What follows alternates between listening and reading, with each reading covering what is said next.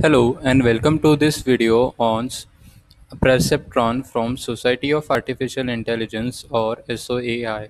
I am Ritik and these slides are created by my colleague Mansi. So let's begin this video on Perceptron. From our earlier discussion on the NP neuron model, it had some drawbacks such as it had boolean inputs and outputs, the model was only linear, it had fixed slope, etc. In this perceptron model, some of the limitations of the MP neuron model has been overcome. So let's view this perceptron model with the sixth jar of the perceptron model. The data here, real inputs are assigned as the data. The task of this model is the classification, which will yield the Boolean output. Here, the model is linear and weights are applied to each and every input. The loss functions is defined in a different way from that of an MP neuron. Here, we will be using our first learning algorithm, and the evaluation matrix is the same as the accuracy. This figure represents the perceptron model. Here, x1, x2, and x3 are the inputs, w1, w2, w3 are the weights associated with the inputs respectively, f and g are the functions, and y is the output.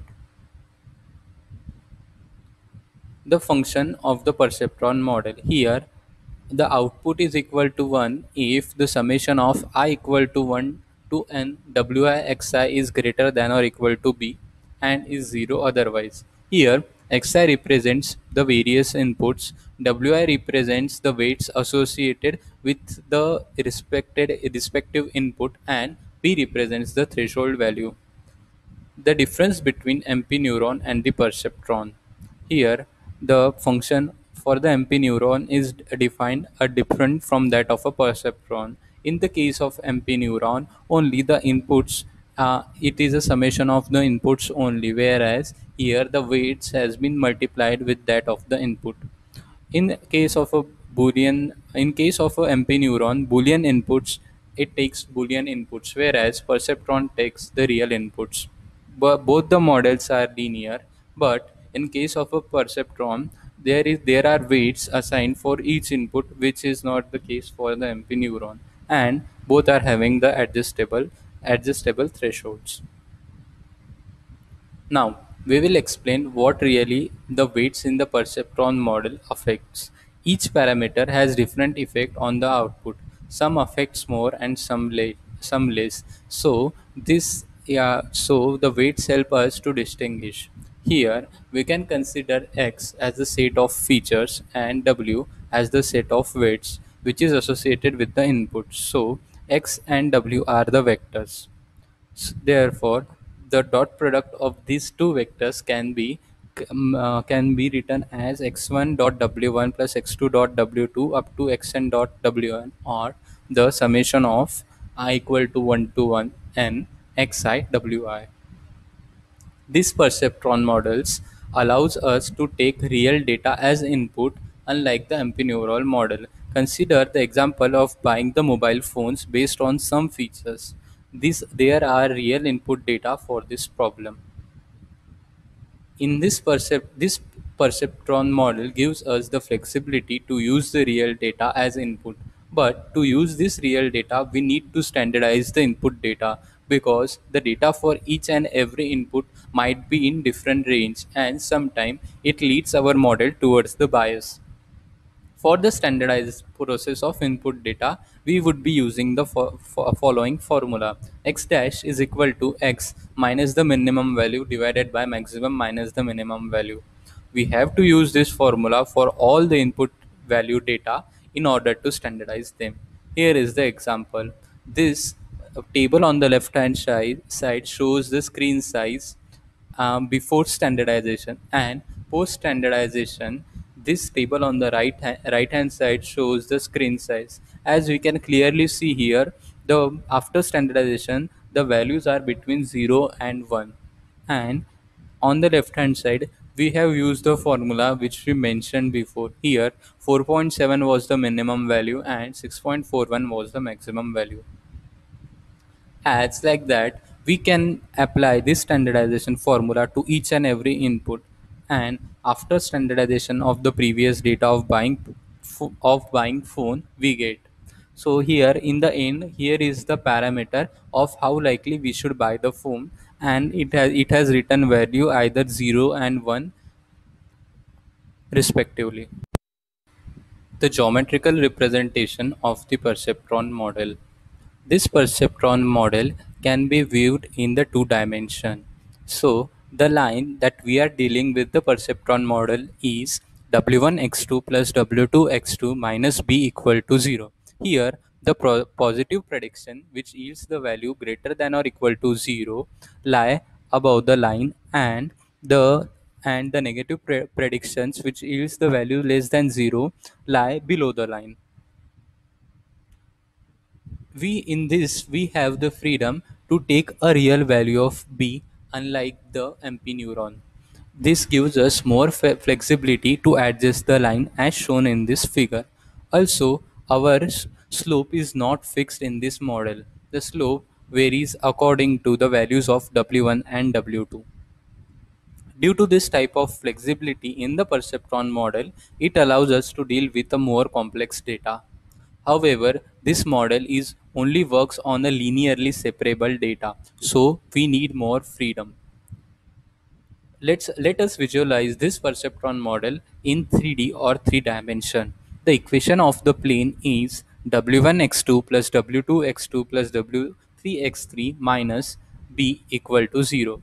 Here all the points above this plane give us the value 1, and all the points below the plane give us the give us the 0, which represents the negative predictions. Let us define the loss function for this perceptron model. Here, loss function is defined as 0 if y equal to y cap or equal to 1 otherwise. This function shows that the loss is 0 if predicted output is same as the real output, else it is 1. This function often is represented using indicator variable as shown below. The purpose of the loss function is to tell the model and sort the correction needed to be done.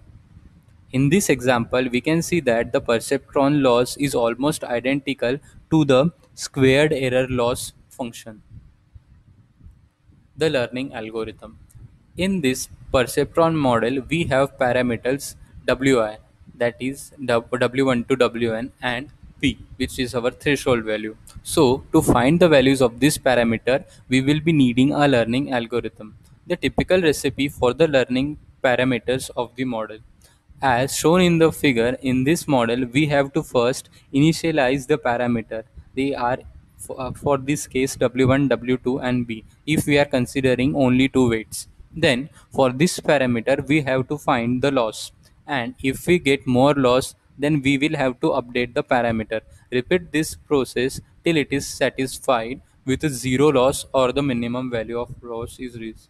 So basically we will first initialize the parameters, then we will iterate over the data till for the and get the value of L, and we will be updating it till we get the least value for the loss. The learning algorithm. As we defined earlier, this equation was w1 x1 plus w2 x2 minus b is greater than or equal to 0. Let w0 be equal to b and x0 equal to 1. Further, this equation can be rewritten as w1 x1 plus w2 x2 minus w0 x0 greater than or equal to 0. So now, for the perceptron model is y cap, or the output, equal to summation I to n wixi greater than or equal to 0, which can be rewritten at w transpose x greater than or equal to 0, where w transpose x is equal to w dot x. The learning algorithm. Here we can see the perceptron learning algorithm. Here we will be having P, which has inputs that will be labeled 1, and N inputs which will be labeled 0. We will initialize the W randomly. So in this do while loop, we will use till it converges. We will pick a random value of x from P union n, and then we will rewrite w as w plus x till the end. If x belongs to n and summation of I equal to 0 to n, wi into xi is greater than or equal to 0, then w is equal to wi minus x. Here again the value of w gets updated, and then the first loop ends, and when the conditions are met, the do while loop also ends. The evaluation criteria. Here, evaluation in the perceptron learning model is done as that of a MP neural model. After finding the best value of the parameters B and Wi with the help of the perceptron learning algorithm, we can evaluate our model on the test data by comparing the predicted output and the actual output. So here we can see the training data and our test data with the features, and the last row indicating the likeliness or the output, where 0 represents the unfavorable and 1 represents the favorable condition.